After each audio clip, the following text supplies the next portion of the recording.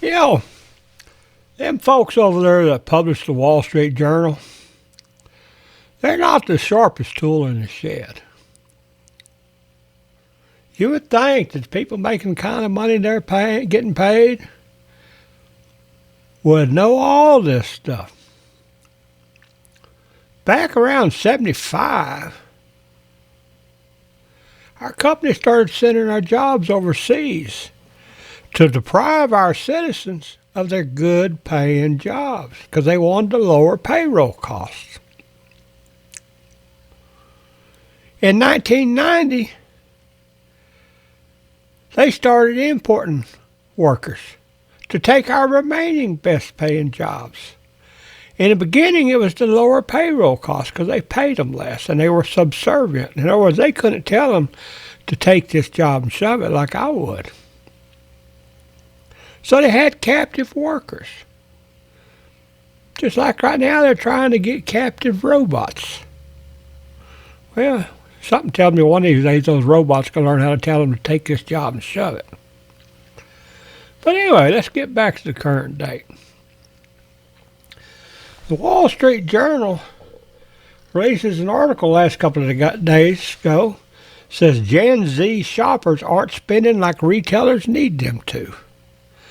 Well, for crying out loud, you've sent their parents jobs overseas. They've probably watched their parents divorce and lose homes. You've imported workers to take their parents' jobs. They've probably watched their parents divorce and lose homes and everything else.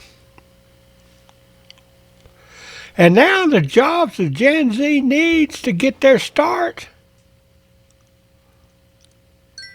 these workers you've imported refuse to hire them because they're white. What kind of stupid are our leaders? You know, you just can't make this stuff up. That's how stupid they are. For Gen Z or old farts like me to spend money, we need a goddamn job, and we're not finding them. And them idiots in the White House, they're playing grab ass with each other. Say everything's fine. The economy's the strongest it's ever been because we've got more billions rolling in and we're making more trillionaires than we know what to do with. Well, sorry, Trump. As Nick Fuentes says, that ain't rolling downhill. He might not use them exact words, but you get the meaning. We ain't experienced it down here at the bottom. You know, I used to be in the top 10% of wage earners back around 2002, 2003. Made about $150,000 a year, $140, whatever it was, making $2,700 a week. By God, if I wanted something, I could buy it. Now I'm living in an old garage, can't afford to put a bathroom in it. Need another heater. Living on $1,380 a month Social Security.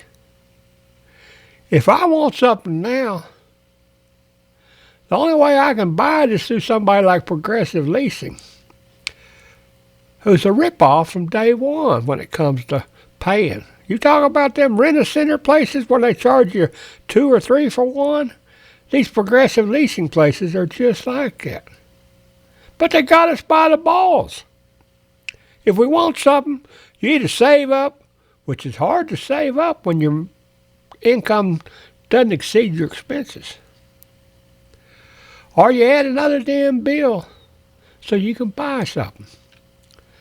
So what's next, Wall Street Journal?